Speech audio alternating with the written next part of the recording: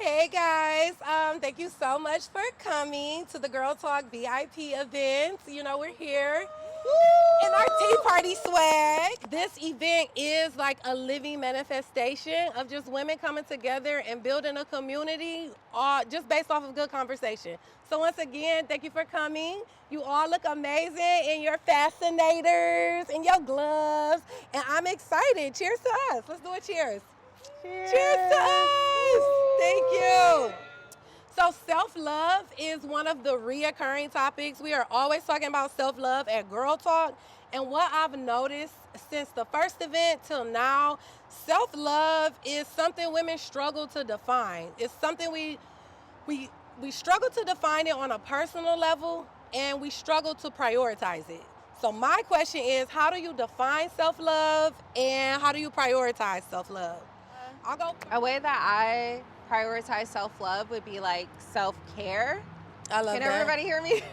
Yes. Self-care, just taking days to myself, no social media.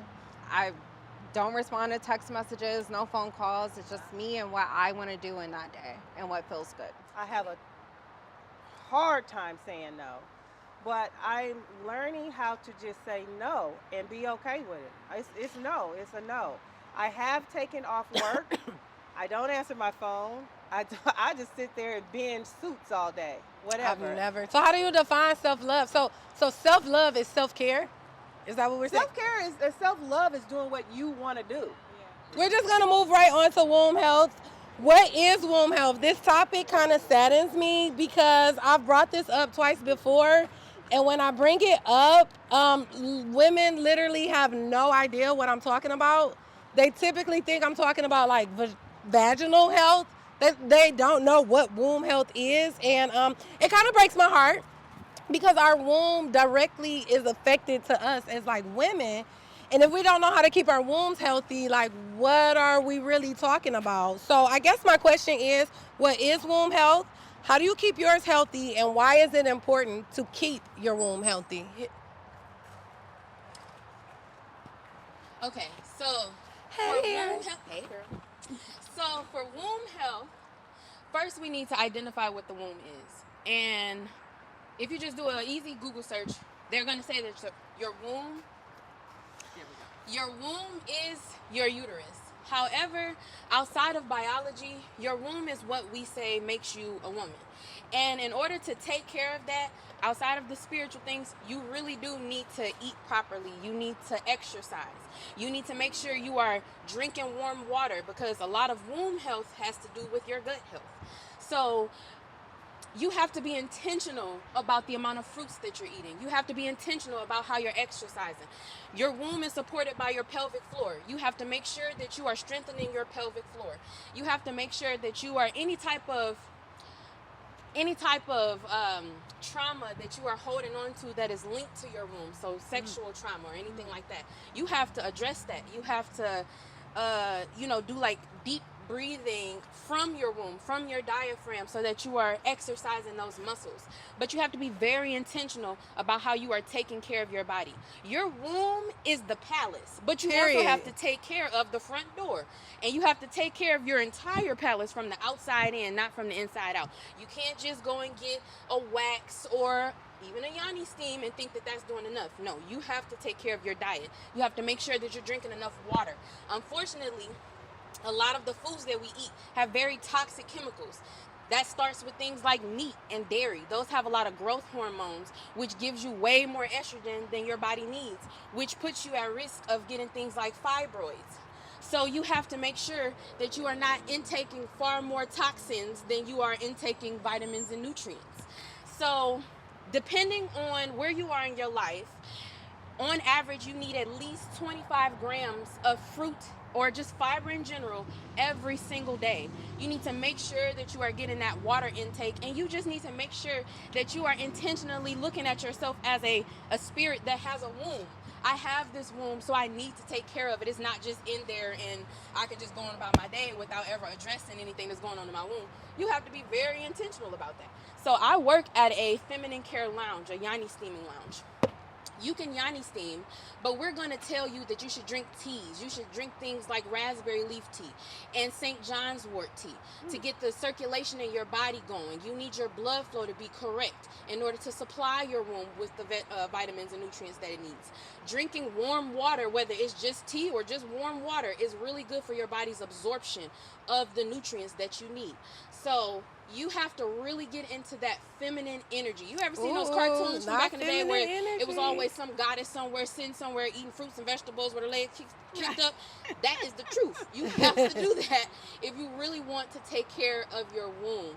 And as I said, just really being intentional about it. You cannot just go out here all willy-nilly and think that like it's going to take care of itself. It's really not. It's straight up about your intentions, and it's straight up about your ability to intake the proper nutrients for your body. It may be different for everyone else. So you need to talk with your gynecologist. You need to talk to your primary care physician to make sure that you are getting your blood work done. Am I vitamin D deficient? Do I need more vitamin A? Do I need more omega-3 fatty acids? Which we all do. So long as you are in tune with that, you are in tune with your womb. But yeah, I feel like that's a really good Thank you, course. baby. But the reason I'm so concerned about womb health, obviously just having a daughter, I'm extremely like hypersensitive to the issue because women are my age, POS, fibroids, fertility issues, and younger children are starting, we're actually starting menopause earlier, and younger children are starting puberty earlier. So it's affecting our lifespan, like our life cycle. Like when I say don't give my baby chicken nuggets, they say, oh, she's so funny, she real. And it's like, no, those hormones in those chicken nuggets are not healthy. And I look at me now, that little part right there, we like to call it a fupa, it's an unhealthy womb. I've been working out, I've been eating healthy, like it's just that little gut part right there. It's unhealthy. Like we gotta get it healthy, and it's because we're eating things, like Erin said, that our bodies can't digest. Like it's not real. So our body was created to get rid of realness, and we just got all these fake, artificial, preservatives. So I really bring that up, like I said, for more so like a teaching moment. Next time you think about like what's the last thing I did for my womb, even if it's as simple as I drank a glass of warm water before bed, you know. And we can, like Erin said, we can get into the spiritual aspect as far as like sexual partners. It's a long thing, but we gonna come visit you at the Sacred Lounge. we gonna visit you at the Sacred Lounge. Yes, Allie. Okay. So she says, for my people on camera, she said that she is a woman who suffers from fertility issues, and she's curious as to what our womb doctor suggests. So, I would preface this with, I am obviously not a real doctor. I'm joking. But I do know that fertility issues a lot of the times stem from hormonal imbalances. So when you want to create the environment that is lucrative for creating life, you have to make sure that your hormones are in check. You also have to make sure that specifically your estrogen levels. So your estrogen levels are what's going to get your body into the mindset of, oh, we're about to have a baby. We got to get ready. We got to get the blood flow right. We got to get all of our vitamin A, all of our antioxidants. We have to send that down to the womb. So you have to make sure that your estrogen levels are exactly where they need to be, but also that all of your other vitamins, you can talk to your gynecologist or, like I said, your primary care physician and ask them to do the blood work that's going to tell you, where am I at on everything? And so long as everything is lining up, then that's just between your body and the creator, to be honest. But so long as you are like cognizant of your hormone levels and what you are putting inside of your body to prepare for the baby, then your body will do the rest of the work, honestly, because that's why we even have periods, because our body knows, like, we can create life. I know how to do this. You just have to feed me the fuel in order for me to do this. So that's what I would suggest. Also, maca root. If you ain't never heard of maca root, take a bunch of maca root. That's how I got pregnant. Rock the flow. Oh my God, this topic is so hilarious. So I asked it at our very first girl talk, and it was raining, and like I literally had to get it out the mud because it was like mud and raining, and I was wearing my hair natural, and I had like a little side part, and I had like the little rolls, and then it got rained on, so it swole up. And I was like, I brought this question up, and I was like, should we rock the fro? And Megan was like, so we could look like Frederick Douglass? And I literally look like Frederick Douglass. But Hang on now. this is my question. So, how important is it for black women to wear their hair in its natural state? And can we talk about all the chemicals in black hair care products that we use when we want to manipulate it and take it out of its natural state? And the cause and effect of actually putting these chemicals in our hair, in our scalp, when we are uncomfortable with wearing it in its natural state. Tina, would you like to? My girl said, hold my purse. I say definitely rock the fro. Don't hold them together. I'm one of those girls who I wear my hair natural, and for a long time, it was challenging for me to make that decision that I wanted to. I wore weaves forever. Nothing against weaves because it's a protective style. However, I just feel like a lot of times, depending on what generation your parent comes from, they may not approve so much of natural hair. Okay. Yeah. It can be a tough conversation, even sometimes like for our grandparents. And I feel like we struggled so long to assimilate to what society says is beauty, when everyone else is, you see a lot of other cultures online, they're putting these different chemicals in their hair to make it look like a fro. When we're trying to escape it and we're using different chemicals to straighten the hair essentially that are actually harmful. So everything is a cause and effect. So a lot of the chemicals, we wore perms for many, many years. A lot of that is the reason why a lot of us have fibroids and pox and everything else. Those were the root cause. Those very same things that we were using to look beautiful and to assimilate in what the standards of beauty we thought were ideal were actually causing us health issues, essentially. Like I know a lot of women, a few women, some older, some younger, who have like cervical cancer, essentially. And, there are a lot of like lawsuits and different things like that are going around, that they're now doing studies and able to determine that is actually the root cause of it. We're actually hair care products. You wouldn't think that something you're using every single day just to look beautiful is actually harming your health. So I would say I'm always, yes, lotion, lip gloss, makeup, everything cosmetic has chemicals in it. Yes, you are so right. So I would just say, honestly, like I said, when we did the Monday podcast, if you could just be natural is just always better. Like, I'm sorry, it is. And I know sometimes people feel like in certain settings that maybe it's not as beautiful or whatever, but you can make it beautiful. Like, our hair, this is what God gave us. Like, we don't have to assimilate and make our hair straighten. Like, if that's what it is in its natural state, that's how you came out the womb, when it's straightened, cool. But if you want to wear your hair in its natural state, in its curls, by all means, embrace it. But you are beautiful. But how important is it for black women to wear it? Like, is it okay to say, like, I never wear my hair in this natural state? I mean, I guess it's okay. I think that it's important because what happens is, I think over time that a lot of us wear these protective styles, is what we call it, these quick weaves, these sew-ins, and you're not even giving your scalp the moment to breathe, for the sunlight to even just shine on your scalp, like for you to even massage. You don't even know what your scalp feels like because it's been so long, because you've been covering up just to look beautiful every day, to fit in at your work, wherever you work. If you're a corporate woman, I want to look good and come in the office like the rest of the women that may not look like you, essentially. So I just think that it's important that even if you are going to wear those protective styles, that you just take breaks and just embrace your own hair, whether it's maybe you get it straightened once a month or something like that, or every 6 months or so to get, to maintain your trims or something like that. I get that. Like sometimes, I have to come out of it and I'll go and get it straightened or whatever, but that's like every 6 to 8 months. I'm not going every 2 weeks like how we were trained to do with our hair before. So I just say everything just needs a balance. Yes. Where you at? First of all, I've been rocking natural hair just about all my life because I got that fine hair and I can only get the perm once a year anyway. So what was the use of it? I'm not trying to be funny. It is what it is. And I never try to do a hairstyle. My hair just turned out like it is. Whatever it come out to, I love it. It is what it is. Period. And these are your antennas to the universe. Please get your antenna out at least a couple of days. Let it reach out there. You know, if you don't want to see nobody because you want to be made up and stuff, just don't see him. But I see him as he is. It is what it is. I like that. If you Okay. don't, you give your fro, even if you don't show it to the world, give your fro some time to Yes, get. I yes, like that. definitely. You have We to. putting that in our pocket. Amen. What's her name? Madam C.J. Walker. She kind of did us a disservice because I feel like this press and comb hit, and then that's all we knew, and that was the story she wrote.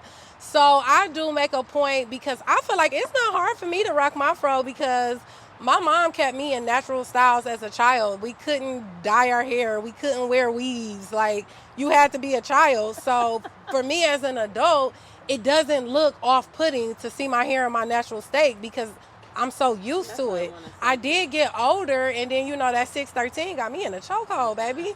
But I also feel good in my fro. I feel confident in my fro. And so I try to do that with Riley. I try to not make her, but show her me and my fro, and then show her fro. She had a little luau Friday, and she had her fro. She looked in the mirror. She said, "Oh, I look just like Moana, mommy." I said, "And do?" I said, "Moana wish, sweetheart. Moana wish." Can I say something? So oh yes, my mom would like to say something. I want to say to the people my age, which is 50 and older, which I know is not a lot, but natural for me started probably in my 40s. I used to wear my hair short, and I would go every week to get it done, and I'd put that relaxer in there if I needed a rinse or whatever to cover that gray. And then when I got about 45, my hair started shedding. And I think it was just because every 4 weeks I would go get my touch-up. That's what they called it, the touch-up with the relaxer. Then my hair started shedding. Creamy said, crack. Oh my God, oh my God. So I went and I had locks for 11 years. And let me tell you, corporate will make you feel like it's not professional, but it is professional. I've had people talk about me. My dad told me, your hair is your crown, or the woman's glory is her crown, or just talk down about it. I did notice when I started wearing my locks and wearing my afros, I got hit on by a different caliber of men. I will say that now. Can we It's talk a about whole that? different caliber of men, and a lot of young men liked it. Can we talk men about like that? Natural. They like natural. They don't do. Like we like the makeup. They don't.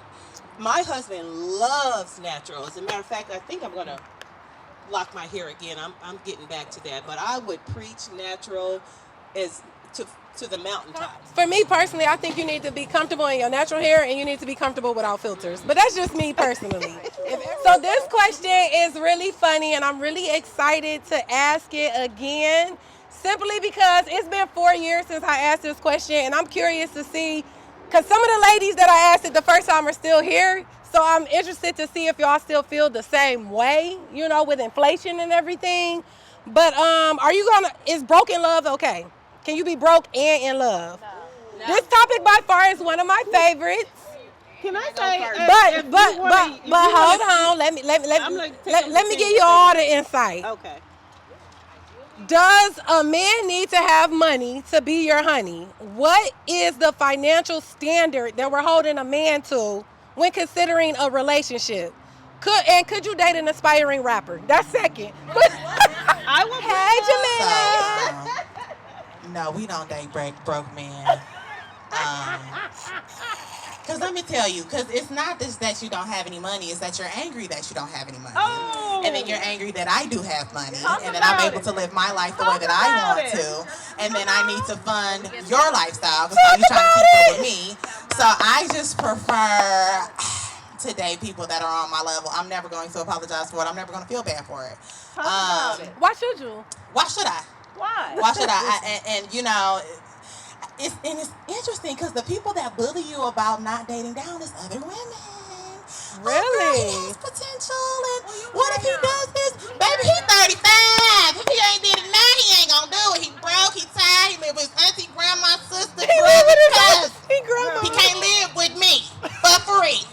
And I ain't doing no 50-50 either. I pay every single bill in this mug by myself. I live alone in a home where I pay every bill by myself. If you want to live in my home, What do you gotta need do? to pay every single bill in this home. Because you know it's or possible you can to do live it. by yourself, and I'll continue to live by myself and pay all my bills. And you can visit and take your ass back home. I feel like that's fair when dating. That ain't your husband. You dating. Yeah, I don't believe in cohabitating prior to marriage, but that's a whole other thing. I feel like no, I ain't dating no aspiring rapper either, because you're too I'm just about I'm a woman who tried to date somebody that was not on my level. So for me, it's I love a good testimony. Hell no. It's a no. You done moved in my house, driving my car, eating my food, and you ain't got no money. But you want to tell me how you was doing a year before me. I don't care. I do not care. So it's a no. We're not dating nobody that's broke. And I'm not dating no aspiring rapper. If you ain't did it yet, you done aspiring. It's over with. It's nothing else to do. Let it go and get a job. Let's go to school. Okay? Get some kind of education, some kind of something is what we can do. But just dating a guy who can't do for me what I'm doing for myself is a waste of my time. I can do bad by myself. I understand that. Well, I will say the times have changed since I first asked this question. Ladies, we're feeling... Another topic that I believe is another teaching moment, because when I ask it, once again, the first time I asked it, a lot of women were like, I don't know. So I want to know, how do you stay connected to your femininity, and why is it important to live in your feminine energy? I will go first because I feel like we are living in a society, right, where it's girl boss, right, and female is future, and they're really trying to not only eliminate women, they're trying to eliminate women's need for men, right? We don't really need them. So I feel like being an entrepreneur, being just like, quote unquote, an alpha female, y'all have heard that, like, I'm real raw, I'm real big energy. And then I find myself living in masculine energy.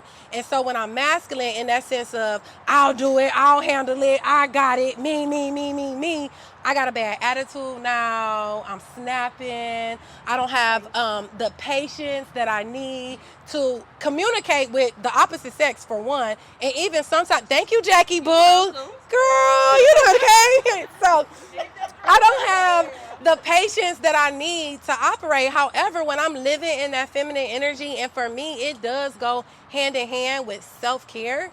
But when I'm living in that feminine energy, I'm a lot softer.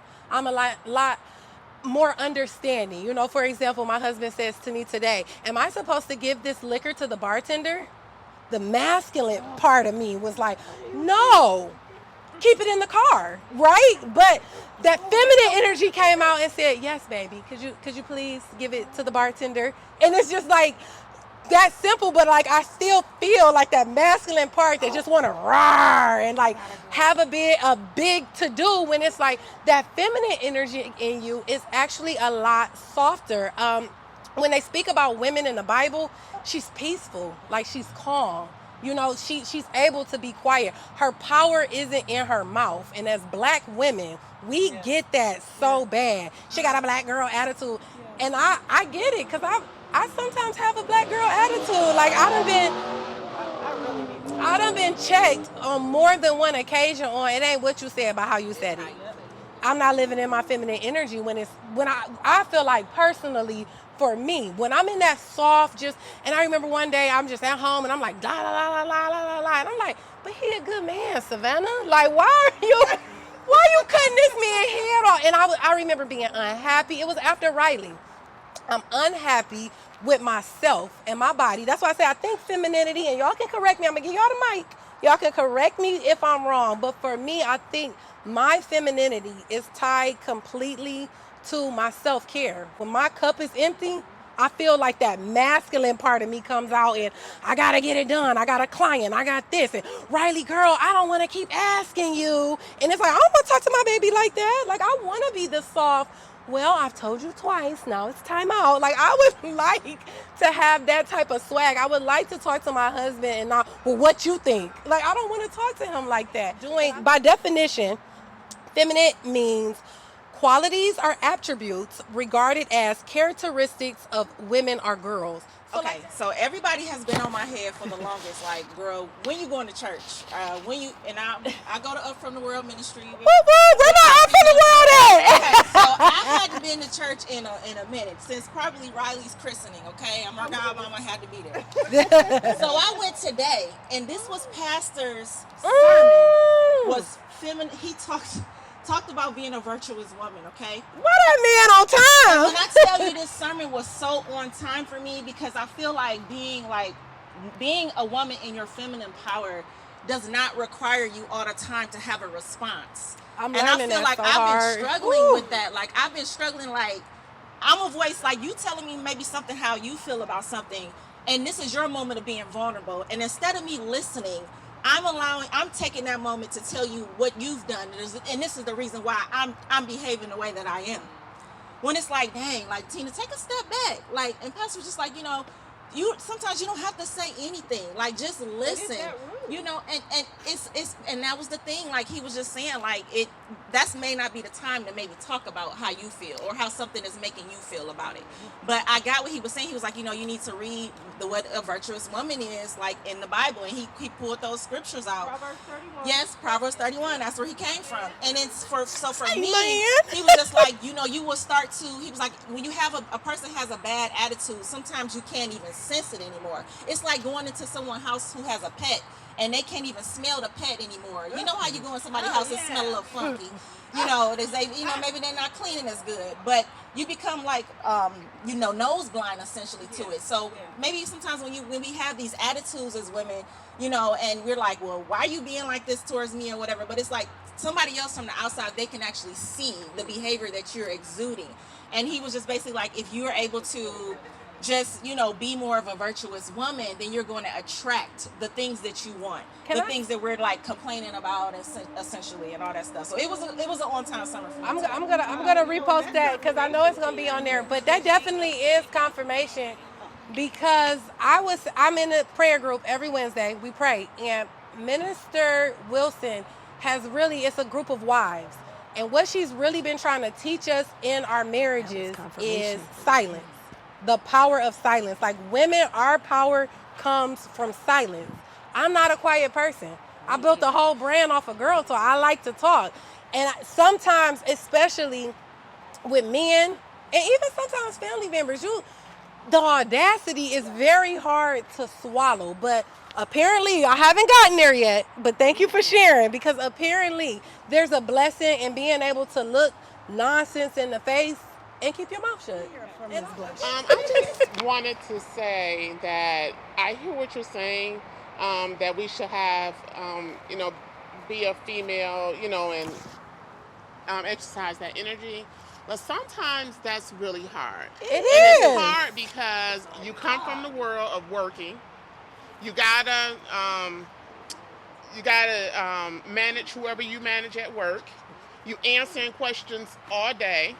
If you have a family, you got to come home, make sure your family is taken care of. Yes. Then this doggone husband come and ask you something that you feel like is stupid. I just answered 50 questions at work, and I don't want to answer yours. Like, figure it out. Because I just had to figure all these people. I had to answer all these people at work. I just had to figure out what's for dinner. I had to come home and do wifely chores. Now I got to answer your question too. I don't want to do it. So I feel like, yes, feminine energy, but in the same token, what we do is we suppress how we're feeling. We hold all this stuff on the inside. We break down. They going on about their business. Then they want us to figure out how to take care of us too. No, you figure out how to take care of me, because I done figured out how to take care of you, these kids, and my job. So I hear what you're saying. Yep. So I hear what you're saying, but in the same token, when you say self-care, we have to learn to self-care and not hold all this on the inside, because our bodies will hold on to it and break it down. It does. For one, I think it depends on like the man that you're dealing with as well. Like you guys were talking about, I didn't want to make it about them, but sometimes, like I noticed with some of the guys I'm dating, it's like if they're very snappy or they have an attitude, it makes me like masculine. Cause they like, okay, well now I gotta get an attitude back with you. It's almost they gotta do that. Like you're defending. Yeah, be defensive. They eat a lot of chicken. Don't eat a man that eat a lot of chicken. Too many hormones. Yes, Yes. And then the next thing I would say is being like in tune with your emotions. Something my therapist told me is that it's okay to cry. Like crying is releasing. It's a release. I don't cry a lot. I build it in, like she said. I just cry. Literally. I was texting And my it friend. shows. It shows that you cry, you do self-care. Like, it's showing in you. Yes, I was having like a bad week last week, and I was texting my girlfriend, and I'm like, I'm on my lunch break. I'm about to go sit in my car and cry. Like, and it's okay. I do need to cry. You feel like she said, we hold it in. Why do we suppress it? Why do we do that? Because when you let it out, you feel better. And then what they say, you crying like a little girl. Well, according to femininity, by definition, I want to do characteristics those of a girl. Erin, did you have something? Yes. Come on up, baby. So what I wanted to say before I forget it, as far as suppressing things, I think that comes with the socialization that the world wants us to be very palatable. The world wants us to give them our feelings in a way that they're okay with, and that is inhuman. Right. Like, I need to express my emotions in the same way that it is perfectly acceptable for us to see a man angry out of this world. It should be acceptable for you to see me living in my emotions. I'm having an emotional human experience, and I will live it with my full truth. Amen. Yes. Also, I think it's important that we define what our feminine energy is. For some, it may be that you need to deliver things in a way that is palatable, or that you need to be sort of meek and mild. But for me, my feminine heroines led armies. They moved people from state to state by the thousands because they had something important to say. My feminine icons, they changed the world with the things that they said. So although the world wants us to be quiet so that we're palatable, we also change the world when we speak up and say the things that are necessary. Because now talk about it, black woman. When somebody wants us to be palatable, what they really want us to do is suffer.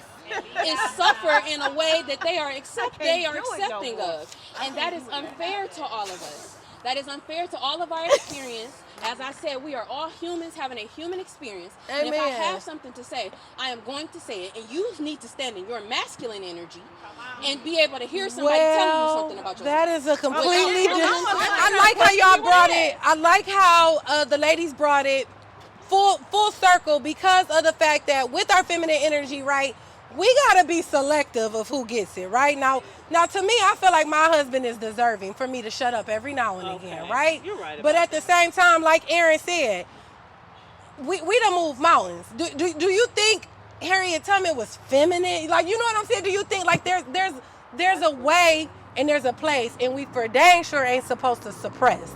So I like how we went full circle. You know, be selective with your feminine energy, but at the same time, it's just like our womb health, right? We have to be responsible and conscious about it. And what am I doing to nourish my womb, my self-love, my feminine energy, right?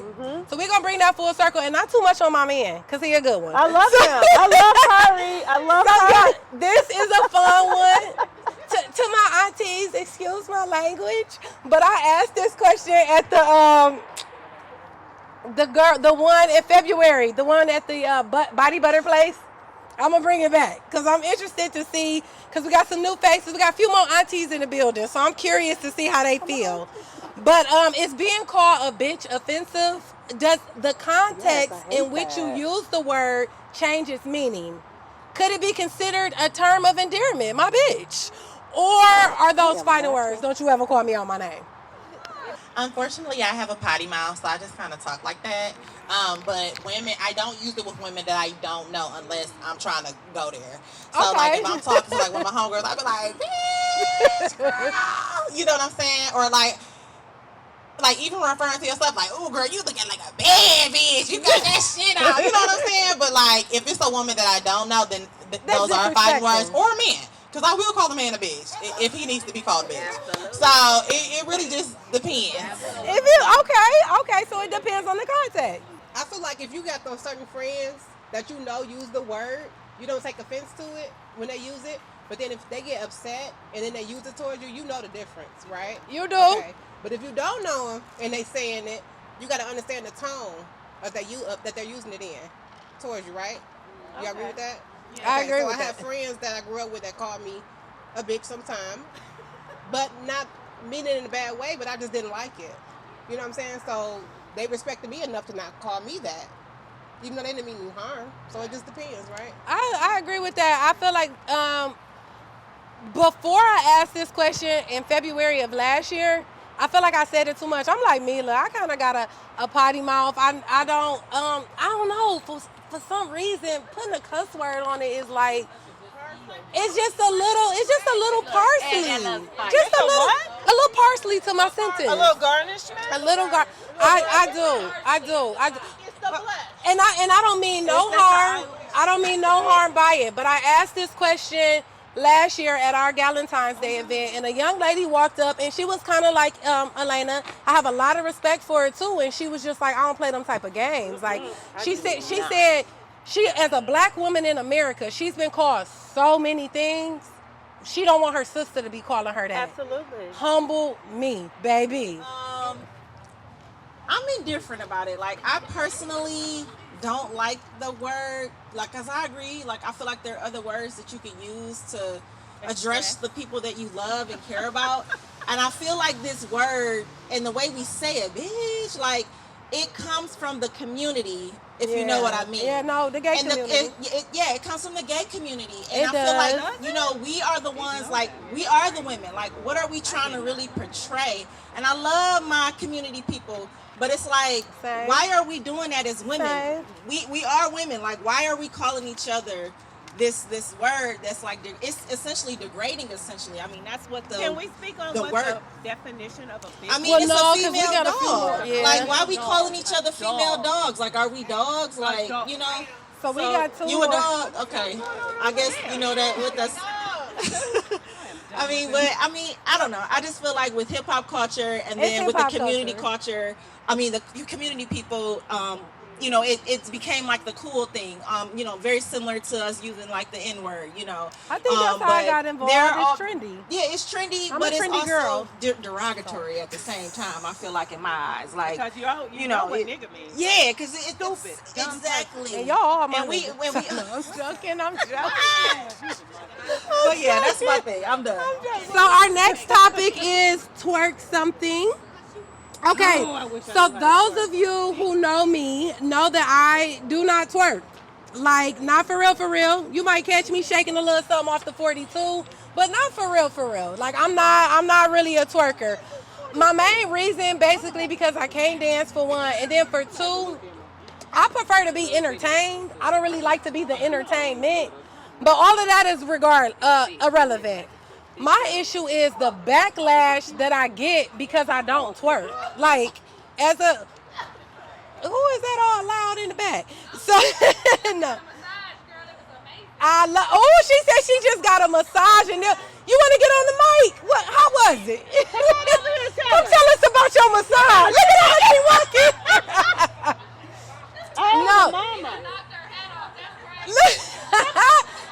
Y'all should have got them VIP tickets, baby. I don't know what to tell you. Tier 3 goes up.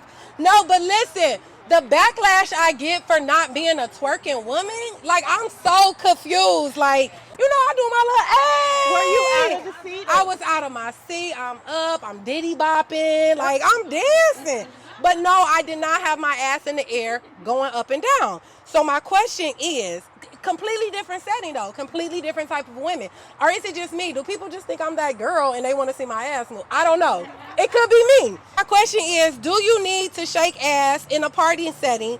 And is this just something expected of black women? Do other races get the same pressure when out with friends? As far as like, do other races feel like they have to like twerk? I think it's just an age thing. Because remember when we went out for St. Patty's Day and no white girls was on the wall. Like, now grab the wall and take it like a dog. They was about to knock Taisha out with the booty. So I think it's just like an age thing. Okay. That you are comfortable in your setting, especially when there's alcohol, especially when people are partying. As I've gotten older, I've run into this with my own group of friends where they're bigger drinkers than I am.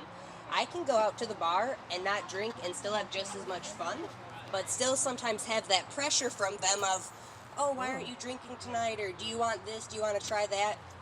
And I'm good. So No, let I'm them so have fun and shake their asses, and you're good. yeah. The music is still fun. You're still dancing, but Tina, you shouldn't hold on. you shouldn't feel uncomfortable because you don't want to show everybody your ass. Sometimes I'll be honest. Sometimes I feel like, am I the elephant in the room? Like, what's tea? Am I supposed to be shaking ass? And I do think No. there's also an age thing where it's like, Okay. maybe So- you're more reserved, whereas like younger right now, it's I'm all not about even show reserved. everybody this, I show just everybody don't your twerk. ass, show everybody you can shake it. At the end of the day, it don't matter. I love that. Thank you. Melanie led us into our last topic, and I appreciate you for that because this is a new topic. I have never, the other topics were from past events. This topic is an exclusive to our VIP event. And it's been on my heart, y'all. It's been on my heart. I've wanted to say it for quite some time now, but at the same time, it's such a touchy topic because we like to have fun, but we also like to be serious. And I want to know in the, just when we talk about breaking generational curses and self-love, does our generation use turn up as a code for alcohol abuse and alcoholism and drug abuse?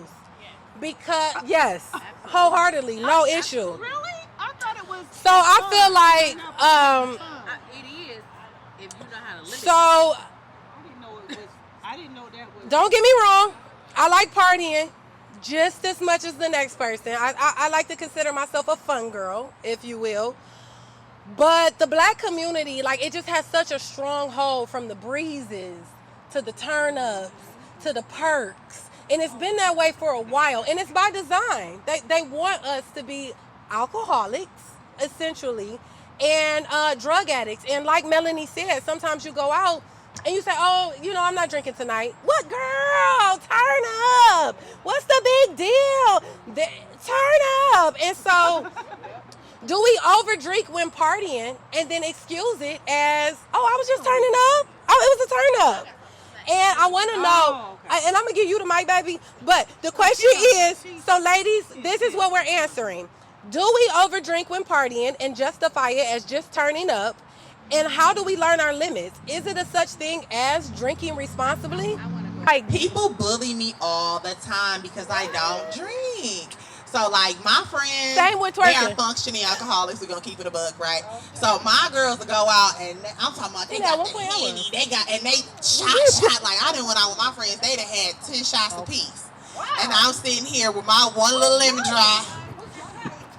They driving.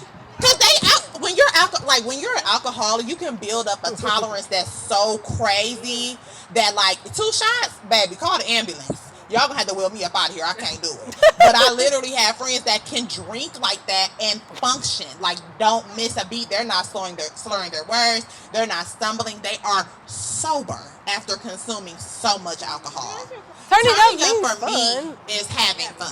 But they use being drunk as a part of the turn up. A lot of people, because even. So yeah, we overdrink, but we're just having fun. Right. So like when you at a party, if you don't have no drink, what's wrong with you? You pregnant or something? Turn up. Because why aren't you drinking? Why aren't you smoking? Why aren't you doing these other things? But I can't be bullied. Peer pressure don't work on me, right? So I'm gonna do what I'm gonna do, or I'm gonna not do what I'm gonna do. But you I feel can't like make me drink. I feel like I bring the mood down. I feel like it's just like. But see, that's their problem. It's not mine. head. I'm not judging you. I'm not like, damn, pissy. You know what I'm saying? Because you toe up. Me and my cousins turn up and we have fun together. Listen, if I ain't hanging out with them, I just probably shouldn't hang out. Okay, we drink. At this age, I know my limit. It is not no way that I'm about to be pissy drunk, throwing up all over the floor. I also think that in the black community, drinking is a cover up for underlying issues. Okay, I'm just gonna say underlying issues, and they use liquor and drugs to cover up the pain that they cannot express. And I think that a lot of the times that's where things come from, is that they're covering up things, they're hiding things that they can't speak of, and it's used as a cover up. And that's why people go out and they come in a party, but they don't know their limit. They're gonna go to the max because they got these issues in their head and that's just in their heart that they can't talk to nobody about, and that's what it is.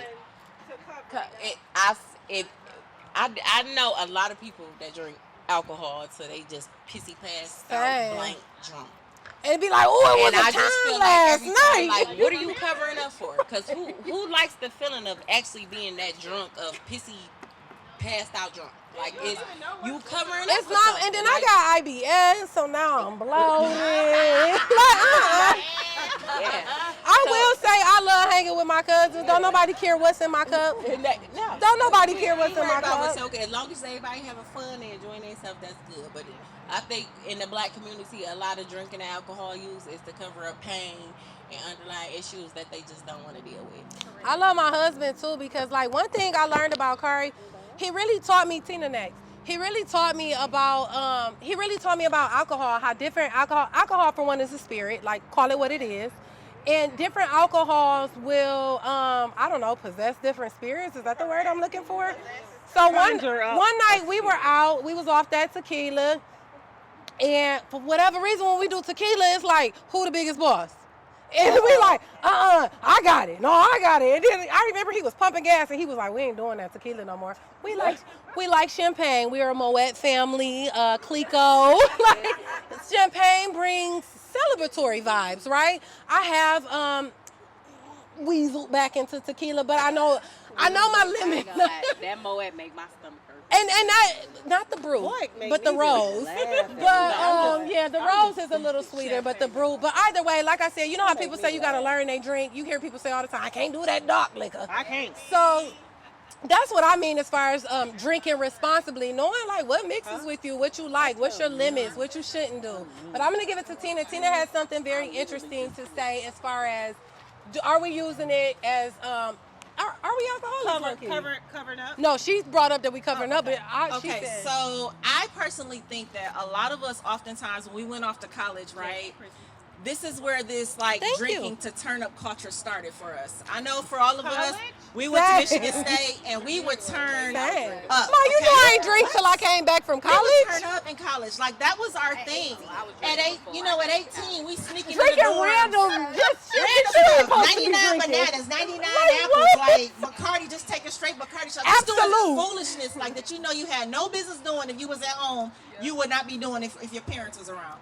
So I think that when we're in college and then once we turn 21, it's a lot of bars I know at Michigan State, they wouldn't even let you in on your 21st birthday because a lot of kids would drink 21 shots and they would essentially die. So I just think that a lot of times we get so used to that when we were young, that fun and that feeling that we got, like, you know, being around our friends and we're being away from home for the first time, you know, outside of like maybe other like little trips you might have took with school or something like that. We was wilding out. You just wild out. And so now that you've come back home, you graduated or whatever the case may be, and you still hang with these like groups of friends, sometimes you gotta like reevaluate and reassess. Like I can't sit around with you all day, homegirl, and we drinking hard liquor. Like we gotta drink wine. So now we more of a champagne type of group of friends as well now. Yeah. We drink our Clico and we're gonna bring our La Marsa and a rose and drink because we don't need to turn up like that. We don't need to be falling out drunk and, you know, we're on the porcelain floor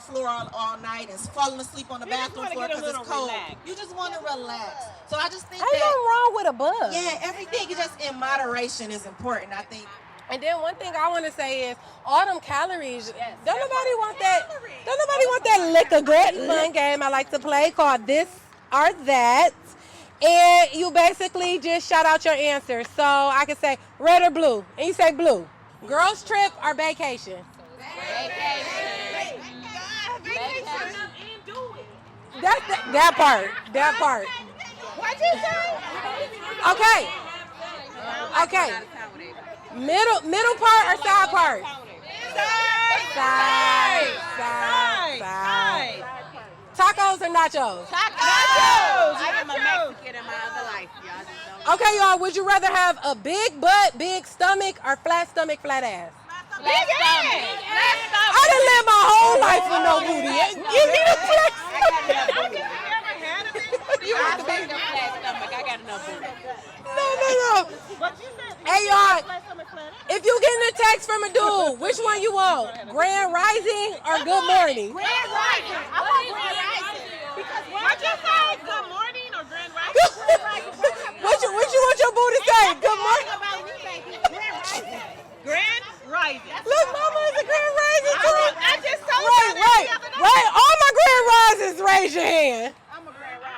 my good mornings, raise your hand.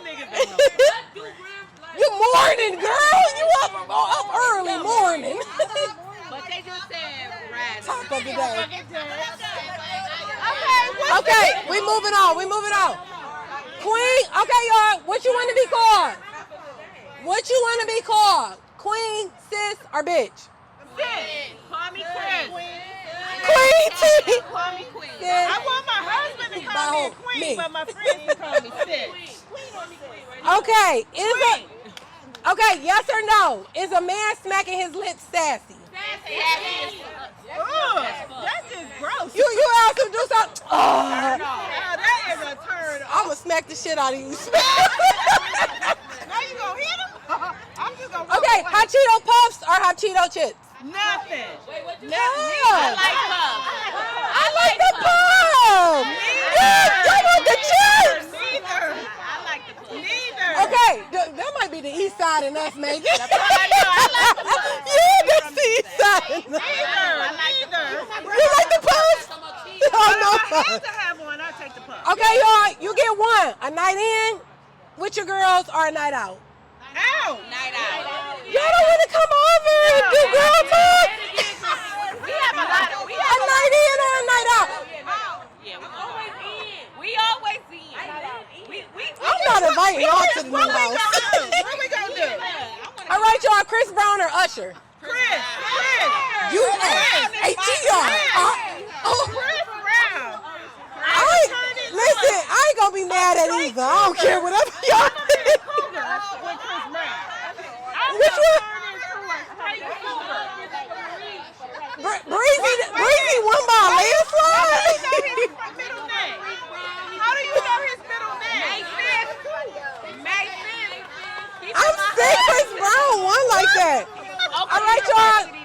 Speaking of turning up, cognac or tequila? Tequila. Y'all, but they got the hit. Thank you, cousin. Thank you. They got the Hennessy.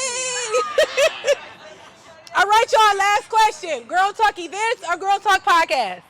Event. We like that event. Do you do?